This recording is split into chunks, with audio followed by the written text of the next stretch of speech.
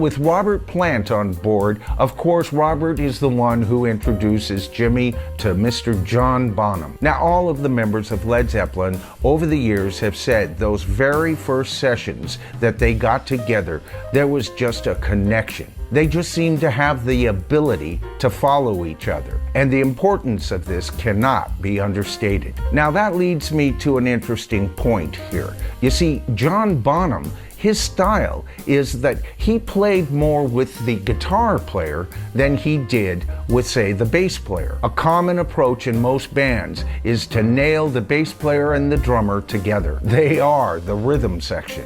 They are the heartbeat of the band. But here, between John Bonham and Jimmy Page, we see an interplay that you rarely see between a guitarist and a drummer. Now, one thing I did want to bring up here is I've been watching some old Led Zeppelin footage of them performing, as well as their final performance with Jason Bonham as their drummer.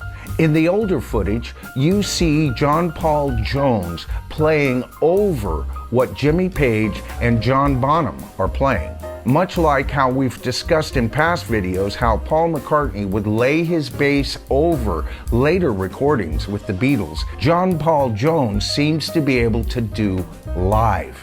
Now, don't get me wrong, I think Jason Bonham is a wonderful drummer, but he's not his dad, and the interplay between him and Jimmy Page is not the same. And if you notice in those performances, John Paul Jones plays a much more percussive bass. He glues in to the drums in this case.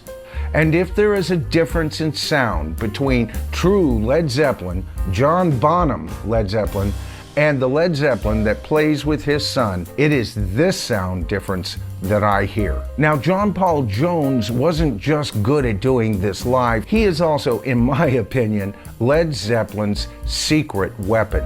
He's like a shortstop on a baseball team. He has to run a little, he has to catch, he's got to be able to throw, and he's also got to be able to run a runner down. And really, isn't that his part in Led Zeppelin? Of course, as a musician who plays several instruments, this came in handy. And of course, his ability to orchestrate behind what Jimmy Page and Robert Plant wrote was amazing.